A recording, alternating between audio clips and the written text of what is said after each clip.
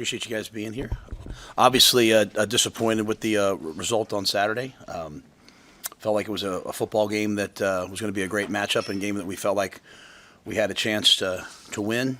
As I've said to our players, I think it's really, really important for us right now as a coaching staff and really a football program is to have a very calculated response. Not to overreact, not to underreact, but just to be very disciplined in the way that we see things. What I've asked our guys not to do is not to settle for the narrative of how we're just a couple plays away. I think that's a deadly, deadly thing when you start saying things like that. I think I showed them probably 45 plays yesterday that could have been the difference in the game. And so for us, this is what the Big Ten is. It's going to be exciting games that come down to the end. And you always have to make one more play than your opponent. We had our opportunities. We didn't get it done. Obviously, perhaps the most disappointing thing was just the fact that they controlled the line of scrimmage on both sides. What I will say is what's frustrating about it is it's really three big runs on offense. I think equated to about 168 yards. Now they made the plays, right? So it's not like those are okay, but one's a nice call by them on the quarterback draw where someone just kind of has to make a play, right? They have sort of the numbers advantage, and you just have to make a play. We didn't get it done. They made the play. One is an outside zone right before the half where just several guys just didn't execute their assignment, and we missed a tackle. Okay, it just has to be what it is. And then the third one's we're just not quite lined up right, not quite communicated right, and we have three guys really on one side instead of having a guy in the post, and so. Very self-inflicted wounds. I think the important thing for our football team is, not to say, as I said, not to say it's just one play, not to say it's just, hey, this position group has to play better. I think everybody can play better. We had so many chances to make more plays. We're a step away on a punt return. We just barely step out of bounds on a touchdown catch. I mean, so many, and it's not just those plays. So many opportunities to go out and win the football game, and so. As always, I think it's just really important that we take ownership but stay very neutral, and not overreact, not underreact, but just try to get better. And that's what we'll do. But, we know that we have an excellent football team. We believe that with all our heart. We're throwing the ball at a high level. We're covering people at a high level. We have to eliminate the explosive plays. And we obviously, if we give Dylan time, not many people can cover us. So we're just going to have to do a better job of protecting the pocket. And I don't want to in any way minimize their players.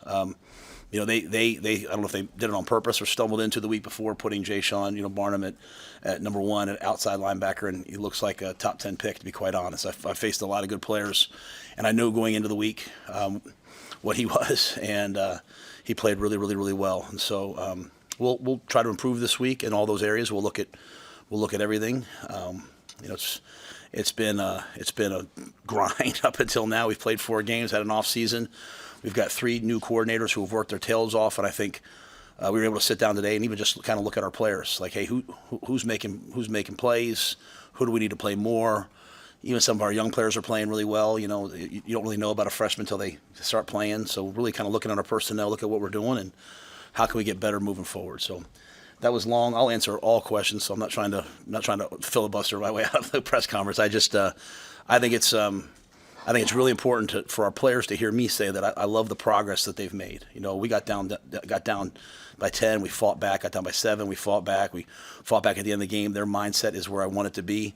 We're significantly better in the special teams. We're better throwing the football. Obviously, we're better on defense, covering. We have some areas we have to improve upon, and that has to happen now. Your defenses have always been really good against the run historically. What needs to change? A tweak, or is it a broader fix? So it's a really good question, and I'm going to be. You have to be careful what you say as a head coach. I'm going to be very direct with you. I don't know exactly what, because if you take out 4 runs, now you can't take out 4 runs. Okay, so this is not me, but you take out the 3 long runs in this game, and again, that's why I went through what each one was, because it's not like Sam there just going like 6 yards, because that then starts to scare you and turn the other way. Like, hey, we can't stop anybody. Like, you look at the season. If you take out the reverse against the 2s against Michigan State, like when the kid got tackled in reverse field, and then those 3 runs, they're averaging 3.7 yards per carry. So you're sitting in the game and you're sitting there and you're stopping the run. You're like, I feel good about this, and then bang, an explosive play. Now, so each one's just a little bit different, right? So, I think we're very much looking at like, hey, because we didn't play a lot of 3-3 in the game. We put big people on the field. We put our big people on the field. We said, hey, we dare you to throw it, and they still found a way to run a couple runs that hurt us. And so I think that's really what we have to do this week is just look at like who's on the field, how we're playing. But I don't think it's like a hey, we don't have good enough players. Now, the part of that what the players have to hear is we're just also not overwhelming people with like, you know what I'm saying? So it's not like, we're not gap and a half thing and we're locked out in the B gap and the ball goes inside and we're throwing the guy down and making the tackle. That's not happening at a high enough level. So we're going to have to play better. We're going to have to coach better. And I don't want to minimize how good their backs are.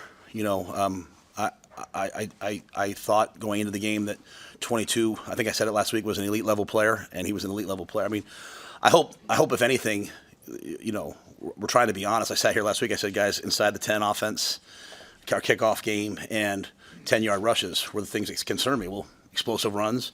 We had the ball inside the 10, inside the 5. So at least we're being honest about the things that we know we have to fix. But I don't know that it's like a major overhaul because I think we're doing sound things. We're in Bear, we're in all those different things. I just think it's making sure that the right guys are doing the right things and kind of settling into who we are moving forward. So you say the most disappointing thing is they control the line of scrimmage. How do you size that up in your mind in the context of the rest of the Big Ten schedule? That's an excellent front seven on both sides we faced. Okay, I mean, like this is like I don't want to go into a game saying, hey guys, but like you look afterwards, you look back at the personnel and you say, okay, like who do we face? Like I knew who number 1 was. I know who number 4. I mean, they have excellent players on the front seven. Like we covered them the entire day, and I don't mean that not disrespectfully. Like they're running routes and there's no one open. We're getting open all over the field. So like it's not like, hey, we don't have a right to play against these guys. When we got in rhythm on offense, we went down the field and scored. You know what I mean? I just don't want to minimize who they are, right? I mean, we faced a really good team. It's a good litmus test for us. We can play better than we played, though, and we need to play better than we played. So again, I don't want to overreact. I don't want to underreact and say, well, it's Michigan. Like we're Nebraska. You know what I'm saying? Like go play. I mean, I believe every Big Ten game is going to be like this. I mean, it's like that's why they created the Big Ten like this. That's why they went out and got these teams so that every game's going to come down to 3, 4, 5 points, and you're going to have to make one more play than them. I did like I said, I liked our mindset. The old, oh, here we go again. I never felt that at all. I felt like the guys were attacking. I felt like the crowd was in it. I felt like we kept fighting. Yeah, we're going to have to play. We're going to have to play better up front to be the team that we want to be. On the O-line, you said Saturday you thought maybe you're backing up or catching them a little bit, not as super physical because of what they're doing. What do you see kind of as you watched it back? Did that confirm that? Yep. I think we just, they edged us early, and so then we started trying to absorb contact instead of taking the fight to them. I thought we were, they do bring a lot of pressures and blitz. I mean, there's a couple that we turn sometimes we turn a guy loose that didn't need to be turned loose because we're overthinking it. I mean, again, they present a lot of challenges. Credit to them, but it's also a bunch of other things too. Sometimes you have a chip and the back doesn't chip, properly, right? Like he just tries it, but it's not a great chip. One sack, we're supposed to have a comeback and the guy runs the wrong route. So it's all 11 guys, but I think versus that rush, they were lining up wide and going speed. It's everything we knew they would do, right? Going speed to power and trying to collapse the pocket and make Dylan uncomfortable. And we didn't widen the pocket enough. And so from a football perspective, you want to have the width and depth of the pocket. The tackle set the width. Your inside guy set the depth. For the most part, the depth was okay, but the width, the edge guys won versus our tackles too much. And that it takes all 11 guys. Guys got to get open fast. Quarterback's got to get the ball out. You chip, rib, whatever you need to do. We didn't get that done well enough. Coach, can you win the way you guys played Saturday or long term in the Big Ten, or do you need more balance in this offense with the ground game? Well, yeah. I mean, you want to run the ball more. I mean, but I think I always want to be able to run the football more than we did. And I think you need to be 100 to 150 yards rushing, to win. That being said, I mean, we had every chance to win that game, so I don't want to start panicking about, hey, we're doing too much of this, too much of that. Like, I mean, when Dylan had time, they When Dylan had time, everyone was open. So, we scored 27 points. I mean, we had to kill for 27 points at times last year, versus a pretty good defense. But yeah, I think we're always searching for balance. I think the one balance that we believe in, though, too, is the ball getting into many people's hands. So I do think we're spreading the ball around and attacking people. But I think this is a good week for us to go back and look at all that and say to ourselves, like, hey, what are we doing well and what can we do better? You tried a couple different guys at left tackle. Just what do you see from that side of the line moving forward? I think that this whole week we're going to go back and look at those guys. I think what you find out from players is how they respond after a game like that. I've always felt at positions like corner and at tackle, where you are basically, your job is to not give up a big play. And when you have that game where, like, you give up a couple posts for touchdowns, or you give up a couple sacks, it's really about how you respond. And so we'll have to see how the guys respond this week. We've been rotating a lot of guys at those positions and hoping that we would solidify and crystallize by the Big Ten. And we'll have to see through this week and then go into next week, hopefully hey, here's our best 5 guys, and let's go to war with those 5 guys. And the rest of the guys are backups, and they'll go in as needed. So I think that those are all things we're kind of meeting on and watching right now. How do you philosophically approach those moments in games when somebody, whether it's Pritchett after a false start or Marquise after like a missed run fit, and those guys go and we don't see them the rest of the day? Like, how do you philosophically approach the what you do as a coach with making decisions about whether a guy's going to come back or he needs to sit for a while? Yeah, and Marquise didn't get pulled because of that play. We went to a bear with 3 corners. Like, we just adjusted to how they were playing us, right? So I got all the confidence in the world in Marquise Buford. And again, the ball doesn't even need to get to him. You know what I'm saying? If everyone up front does what they're supposed to do, he's not going to be there. And he'll be there. So I think every player's different. Every situation's different. Kind of depends on sort of their history and where they're at. I don't want the guys to play afraid. I also think, part of it's like, hey, sometimes you dance with the person who brought you, and so if someone's a starter, you play that game out with the guy who's starting and you mix some guys in, but you put them out there and then you kind of go from there. You've talked at length about Pritchett's development. How has that development looked of late in the last couple of weeks? I've been practicing better.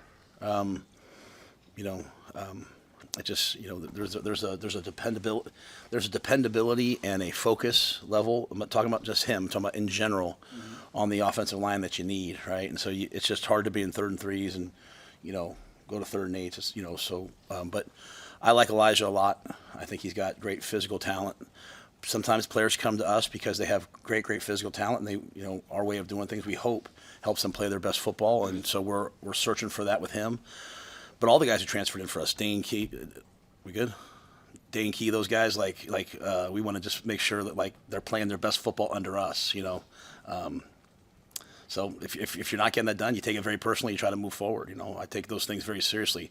These aren't just names on a jersey to me. They're kids whose lives I care a great deal about. What do you feel like the reasoning is behind the red zone run game? Why it hasn't been as good as you'd like it to be? I think we've attached a lot of RPOs to them. We haven't really hit on the RPOs. Like at the end of the game, we went to the last RPO to Heinrich that we did on 4th and 1. That one worked. They gave us an edge pressure blitz look on the little speed sweep shovel pass, and we just didn't quite come off the ball enough. We kind of just sat there and tried to catch the blitz instead of coming off the ball. I think down the 3rd down. I mean, it was 3rd and 3. I basically said, hey, you have two downs to run the ball for 3 yards, and I thought we kind of came off the ball looking to see what they were going to do instead of coming off the ball. And let me just say this: all very frustrating.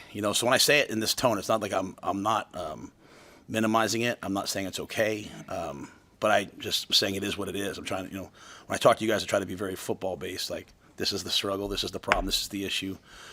So we're kind of down there looking to pick up all the blitzes that we know they're going to bring, as opposed to rocking off the ball and knocking it back. So I think some has been the RPOs, and we had our chances down there. So I think in general we had to play better up front, and that's everybody. That's the tight ends, that's the backs. It's to win that game. Is that a call that you would make again? The speed sweep with the tight end and using him as a runner instead of a blocker? Yeah, I think Yeah, I think it's a play we've run a bunch over the last couple of years, and it's worked.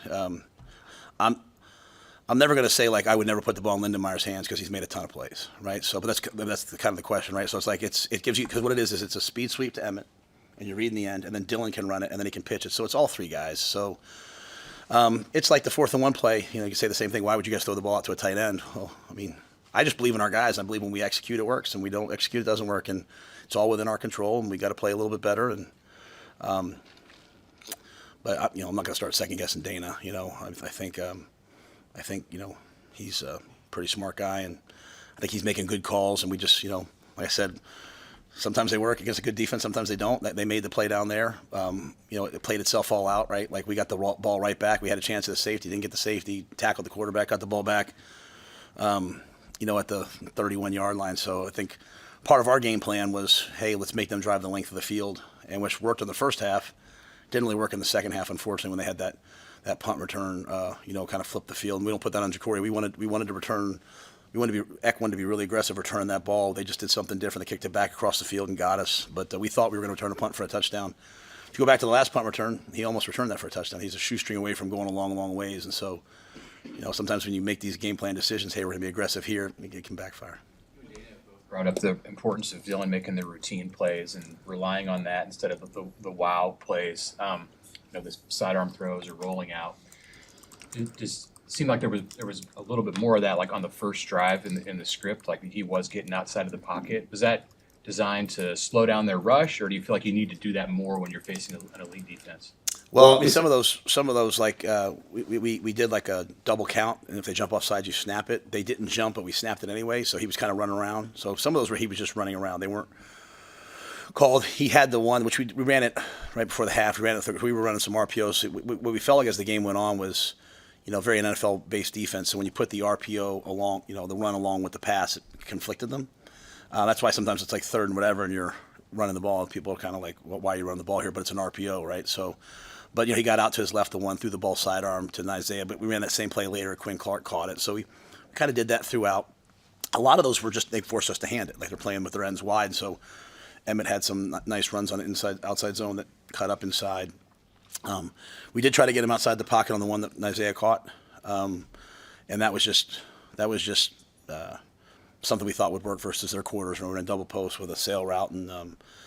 Just unfortunately stepped out of bounds, and then obviously the pylon tip, the Hail Mary. But I thought Dylan played an excellent game. I thought he never let the rush bother him. I mean, the touchdown to Jacory, it's you guys talked a lot about Coach Martindale, who's a great friend of mine, like how great of a coordinator he is, and he checked the zero, and Dylan saw it. He went to 90 gap protection and threw the double move touchdown. I think he played an amazing game in that. But I think the RPO. There's some teams that are bound for RPOs, and some teams are just playing man. It's not necessarily as much of an RPO game. We had a couple screens that we threw that should be big plays, and we just missed a block, or else we're maybe out for big plays too. So it's just I think it's you kind of attack each team based upon who they are. Coach, what is your schedule for the bye week as far as practice, and even with recruiting and stuff? The 2 bye weeks, do you guys get out this time, or do you hold those days for bye week number 2? No, we'll be out. Yeah, we have Tuesday, Wednesday, Thursday. We'll practice. We met and did everything. We did everything yesterday like it was not a bye week. They have today off. We'll practice Tuesday, Wednesday, Thursday, and then a lot of us will go out. I'll be out. The coaches will be out Thursday and Friday.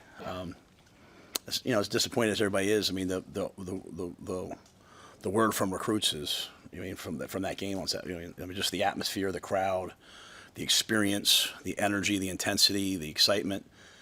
I think we had an amazing experience for those guys, and they had a lot of good things to say, and I think they all see kind of where the program is trending. I mean, I think I always believe the two things can be true. You can feel like, hey, we're excited about the ascension that we're on. We're also very disappointed with the result on Saturday. I also say, in I look at the top 25. That's where we want to get to. 6 of the top 25 teams have a loss, so you can't. Like the days of 2 undefeated teams playing for the national championship are over. Like you better learn how to grow up and just, like I said, just have a calculated response and play better next week. So, but to your point, I mean, this is an excellent time for us to get out and get on the road. Recruits are excited about us in the 26 class, the 27 class.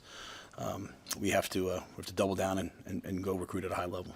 With the defensive line, when you're talking about stunting and different movements over there, What are the pros and cons of that, and what goes into how often you want to do that? That's a great question. I think that's kind of what we're looking at. We've made over the last 3 years since Tony came in, we've made a commitment to doing a lot of stuff. We've caused a lot of havoc. We are not finishing some of those movements right now, and it's hurting us really badly. And so, do you continue to do it? Do you not do it? I'm not going to sit here and say, "Hey, Michigan State, we're going to do." I'm not going to. I do have to play more games, and I mean, so I don't want to say exactly, but I think there's a lot of merit to that. Like, hey, is this what we should be doing? Who are the players that we have, and what do they do best? And so, like I said, we went to that kind of that bare front. We played some 4-3 this game. We had 3 linebackers on the field. We played some 5 down and put 3 corners in the game. So we tried to overload the box and just say, hey, we're going to take our chances in man coverage, which we believe we have excellent cover guys.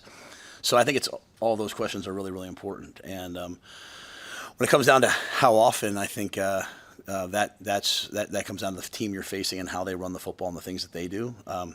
You have to be careful with line movement when it's when they're an outside zone team, and this was a downhill predominantly inside zone power and counter, and they hurt us on outside zones. So I would prefer to slant into the run as opposed to away from the run. But when you watch Indiana play Illinois, and they're beat them 63-10, Indiana's stunting and slanting and moving. So I'm always paying attention to what we do. To me, it's always more important who's doing it and how they're doing it. But I think it's a great question that we're looking at right now. I know that it's a young group. Other than Elijah, but how do you feel like the defensive linemen are just coming along in their growth process and adjusting to the rigors of the Big Ten and college football? Yeah, I think there's moments where they're excellent, right? But you can't give up, 286 yards rushing and sit here and, start praising that, the group. I mean, just. But I do think they're coming along. I think we're rushing. I think guys are we're getting to the quarterback. We at one point they were 1 for 9 until the second to last drive, right? And then they had 3 third downs, and we had a free hitter to tackle the guy on both of them. That's not me calling the guys out. That's the guys would say that to you, right? They run a sprint out into 3 over 3. They run a screen into it. So we have a chance to make those plays, and that's the slippery slope that we're on right now. And as a head coach, it's very difficult to get up here and, tell the truth without feeling like you're throwing the guys over and have it not be something sarcastic, said back to you. It's like, I want to tell you guys the truth, but it's like, they run a screen, we're dropping a guy in them. He's just got to go make that play and then you'll win the game. And that's not calling that guy out because there's about 50 of those plays. We ran 2 screens on third down where their guy made the play. And so I hate to just say, hey, it's this one group or it's this one guy. It's a bunch of guys, right? I mean, Elijah rips the ball out, Judy rips the ball out, and we go down and score. So I think there's a lot of good things there, but it's not good enough. And that's the important message, is that we have to get better as we move forward. But we've faced a really good team early on in the schedule. We've had 2 close games. We won 1 by 3, we lost 1 by 3, and neither one did I feel the panic that I felt for 2 years here from the guys on the sidelines. I think we have a quarterback, we're 5th nationally in passing yards, 1st in completion percentage. I mean, is that defense or offense? Is that offense? We're 1st nationally in passing yards per game allowed. So 5th in opponent completion percentage, no touchdown passes allowed. We just got to get a little better up front, right? Like, he gives me all the good and the bad, right? Think about, we've lost 2 turnovers in 4 games. We're 20th in turnover margin. So, you can be really angry that we lost the game. That's how I feel, just so we're on the same page. I'm really angry that we lost the game, but I also have to recognize, hey, there's things we're doing well. There's other things we're not fixing. It just can't be just, the D-line stinks, right? It's just, because that takes the pressure off everybody else. Like, it's all 11 guys out there that all have to make these plays for us to be successful. So, I think we look like a well-coached team in terms of no penalties. We're disciplined. We're not beating ourselves. It just all has to come to fruition, and hopefully we can get hot doing that, which I'm pretty sure we will. Talking about the Huskers, but curious your thoughts how Bryce Underwood played. There was only 1 false start. How do you think he handled playing in Lincoln for his first Big Ten game? He's a competitor. Yeah, he's a competitor. he had 105 yards passing. So it wasn't like they tore us up there, but they had the lead, so they were able to play a certain way with him. I thought he was a competitor. He ran hard. Got a lot of respect for him. He's a good young player, and he handled the moment really well. Had the 1 long touchdown run. But I don't want to minimize our pass defense either. I mean, one was a screen play that went for whatever it went for on that third down. I mean, we played really good pass coverage. We rushed the passer, I thought, at a high level. We had three long runs that just broke our heart. But yeah, a lot of respect for Bryce. He'll be a really good player in the Big Ten for a while. Is this a week you have a conversation with guys about redshirting, and how is that? Yeah, it's really hard. It's really difficult right now because they're telling me, like, hey, we think 5 for 5 is going to pass later in the year. So it's like, what do I do? You know what I'm saying? Like, what do I do? If it doesn't pass now, I think if it doesn't pass now, it's going to pass. I don't know if it behooves a young man right now to redshirt, honestly. I mean, if someone wants to do it, I certainly would talk to them about it. But I think if it doesn't pass now, it's going to pass next year, the year after, and it's going to be retroactive. And, like, guys last year that I worked my tail off to make sure that they could redshirt, they're going to be sitting there like, man, I wasted a year. I could have played in 4 or 5 more games. So it's a really tough spot to be in, to be honest with you, like for a player, not to take me out of it, like for a player, for a parent, when – I mean, we got word the other day, like, hey, they really believe it's going to pass, but it hasn't passed yet. So how do you do it? You know, how do you prepare for it? I remember sitting there when I first got here, and them being like, hey, there's this lawsuit in the courts and the house something, and this is going to come to fruition at some point, and being like, do you think that'll ever really happen? And all of a sudden, bang, and then you have to manage it, you know, while it's kind of on top of you. That's how I feel about the 5 for 5. So I'm always going to try my best to help the players and put them first, but I think the difference, the quality of kid that we've recruited in terms of the competitors, like, they want to play. Like, there's not a lot of guys coming to me right now saying, hey, I don't want to play. Like, I want to play. You know, I'm telling our guys, you know, you can be a really good player and maybe not be playing a lot because there's someone really good in front of you and maybe a little older than you. But no one's coming to save you, man. You gotta go fight for what you want. So, you know, you see like Cortez Mills get in the game. You know, someone gets tired, he gets in the game in 2 minutes at the end of the drive, he just runs his route, gets open, catches the ball. Right? He's just a competitor. So, I think they'll pass 5 for 5 at some point. But again, I'm sitting here waiting on it. You know, we're lucky to have Troy. He's so in the know. But I don't know if it'll behoove guys. How's everyone's health with some extra time before the next game? Yeah, you know, Malcolm came out to practice last week. You know, we expected him to play, and then it just kind of repopped on him. So I don't know what things look like for him. He's another guy. Like, he's a guy that's going into his 4th year. You know, if it's a long-term deal, he could redshirt. He could try to come back and play. But if there's 5 for, you know, again, these are a lot of hard decisions. When you actually care about your players, these are really hard decisions, right? You're trying to give them the best advice. And so I hope some of these things pass. But Malcolm's one that's still kind of out there. We came out of this game pretty healthy. Not to say that we're not beat up, but pretty healthy. Who do you feel like your second back is right now? That's a great question. It's like you sat in my staff meeting this morning, because that's literally what my question. And it doesn't mean I don't trust the other guys, but we need some production, you know, more production out of that second spot. You know, Makai got some reps in there. Isaiah was a running back who kind of had to go to slot when Wood got hurt. You know, I'm always looking at, like, who are the players that we could be getting more production from that we're not putting that on them, but putting that on us. You know, we're like, hey, get Carter Nelson going. Hey, get Mosey going. So where they fit, you know, they've both had to kind of adapt their roles when we lost Wood, but we're not getting a ton of production out of them. You know, Isaiah went back and returned kicks. Him and Kenny went back because we weren't, you know, left or right. And but yeah, so you know, is it Mosey? Is it Quentin? Is it, you know, they've all had a lot of help, a lot of reps. So those are. I'm not trying to blow off the question. That's literally the question I asked this morning, and so I challenged the staff to, hey, let me know how you guys see it. I know how I see it, and kind of go from there. Did Ives play against me? No, he did not play. No. Nelson was kind of elevated. What did he do in practice, and what? Yeah, it was really more of we have like what we call our 21 package, which is, you know, we put a tight end, one of the tight ends out at receiver. Usually it's Carter, but sometimes it's Heinrich, and they play both Isaiah and Makai. So it's kind of like, hey, that's their package, and then in 11, it has been Emmett, then Quentin, and then just Emmett played those plays, and when we went to 21 or those other things, it was those other guys. So it wasn't one guy's ahead of another. It really was more the package as Dana called the game. You said you haven't experienced that kind of nervousness on Saturday that you experienced in the years past. What qualities about this team is just making you not experience that worriness when the team is down in a game? Yeah, and not to your point, not nervousness, but sort of like that, here we go again. I think we just have a lot of guys who they don't have, like before the game, they asked me about, you know, this many losses versus right. I haven't been a part of that, so I don't want to own that. Like, I own this game. Dylan goes out to every game thinking he's going to win, thinking there's no way he's going to lose. He's going to play every single snap.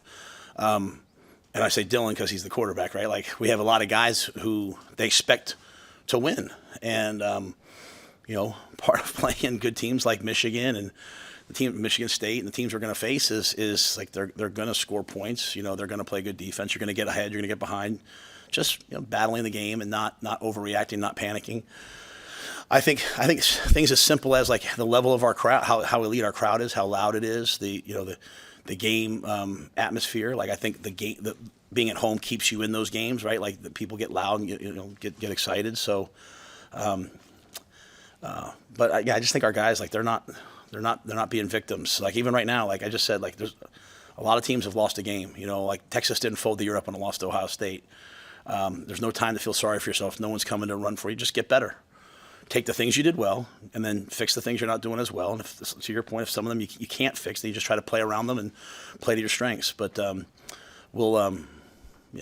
think it's just our mindset. We got good guys. Just for the sake of clarity, so Ives and Nelson and Mosey, that's pretty even? Is it pretty even on a daily basis in practice? Again, that's what I asked the coaches to decide, right? So I went to them today saying, hey, we have 4 games here now. Tell me who the number 2 back is, and more importantly, no matter who it is, who can play. We need somebody to play more, because it's not fair to Emmett to ask him to be out there that many snaps. Okay, so I think it's that as much as anything. Like in my mind, we need someone. I don't care who it is. We need someone to take some more reps so that we have fresher bodies out there at that position. So. Again, like I said, we kind of, Quentin was hurt. He came back. I chose not to play Mackay for my reasons last week. Isaiah's had to move back and forth. So we've had a bunch of different guys be the number 2, to be quite honest with you. I think we just, now you're at the bye week. We've seen them all. You have some clarity. We'll have to make a decision here this week. Wish you had it back in hindsight. I think there's a lot of things to that, right? Like there's money. Some people paid more money than I had. So that's the reality of it. I love our backs, though.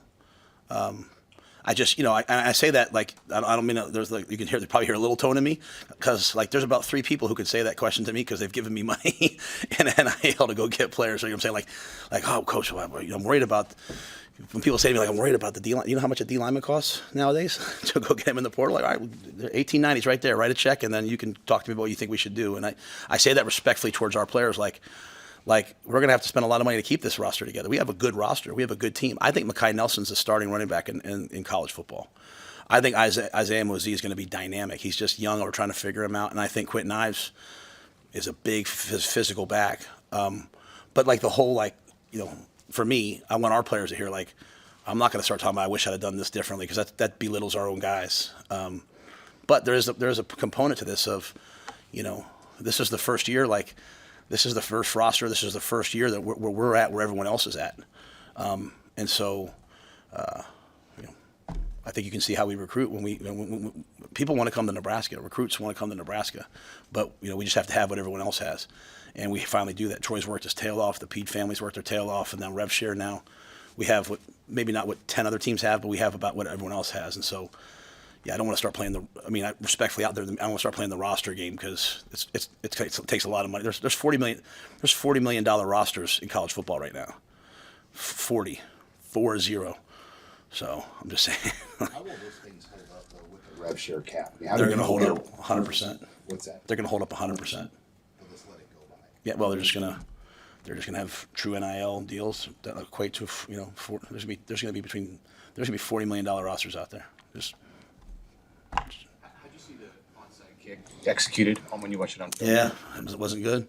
We're that far away from getting it. One player was just late on the get off. We practiced that. This is the only team I've ever been a part of. We do it on Wednesdays. And again, make sure I say this so it's heard the right way. I want our players to hear like, hey, you had all these chances to go make the plays. Just double down and go make the plays moving forward. But yeah, we just, a couple guys went and we're like, we want to be at the line when the ball's kicked, and a couple guys were right behind it. That's right where that ball would have gone through. And Carter was about that far away from getting it. Their kid made a nice play. A lot of times those guys will run up and try to block, and the ball will get back to the back guy. But, so we had a chance at it. It was the right check. We went across and, made the right check. We just didn't quite have the right timing to go get that play. Is Kenyanan generally that good at that? I think we have an excellent scheme system, and I think we do a great job of getting the ball kicked properly. So, just the timing of it, just the get off was just not quite at the level we want. And that's, I'm going to make sure I say it one more time. we're trying to have a very calculated response. And my point to our guys is, it's a hey, Coach Rhule, you should have kicked. I told them maybe I should have kicked the first one. I don't get to go back and do that, right? I chose to go for it on 4th and 2. I went with the analytics. I went with the field position. It didn't work out, so I have to own that. We stepped out of bounds on a touchdown. We have to own that. We didn't have a guy in the post on the long touchdown, and we didn't go fast on that play. There's so many plays like that. Until there's gonna be some games you can just overwhelm people with talent, but in a game against a team like Michigan, you're gonna have to make those plays. But that doesn't mean we didn't make a lot of plays. We made a lot, like the throw. If you could just go back on, if those of you guys who watch the All 22, I know sometimes that's available. Like watch the throw, from Dylan's perspective, the throw to Jacory on the touchdown. I mean, it is just a guy running down his face, like throws it around him and just throws it to a spot, and the kid runs and gets it. Like those are the things that, like, when I have to get up in the morning, I say to myself, like, you got a lot to build on. That's way better than it was. Keep building, keep building, keep building. That's what I want our players to hear. I don't care who plays for anybody else. I don't care about anything else. I don't care who we're playing against. Like, number 1 was a really good player. I expect us to play better against number 1 next time. There'll be some other good rushers in the Big Ten. But yeah, to your point, the onside kick was, a lot of things were done well. We're just that far away from getting it. Does it bother you that the narrative about Dylan is not about that throw, and it's about whatever they're talking about on CBS, or that it's about off-field stuff? Yeah, I just have always, I'm very hard on our players from an accountability measure. I believe that I hold them highly accountable, because I want every player someday to say that their life is better because they played for us. And I know people might kind of roll their eyes, but that's all I want. I want them to say, I had a better life because I went there. So that might be sometimes challenging them. But outside of that, I'm going to defend them to the nth. I know how hard they work. Like, even if a guy didn't play well, like, what's the point of, like, burying him? Like, what is the point of burying that kid? Like I want to try to build him up. I'm not talking about fans. I'm talking about, but when it comes, sometimes I think things are just so lazy. Like, he's completing 75% of his passes. He's played 2 Power 4 teams. Even the play with the touchdown to Jacory, that's an elite level check. That's not somebody in the headset looking over the sidelines and them going like this. And that's Dylan playing quarterback, man. So yeah, I say it to everyone every time the media comes in. I'm like, let's not do just the Mahomes thing. Now, I mean, I get the Mahomes thing, but that's just such an easy. Let's talk about the football. And I think he's playing football at a really, really, really high level. And if you look at his growth from last year to this year, like, he got hit early. He had to run around early, and yet he's one throw, and that throw's not all, I mean, it's on him. It's also on the tight end. Tight end breaks out when he's supposed to sit down.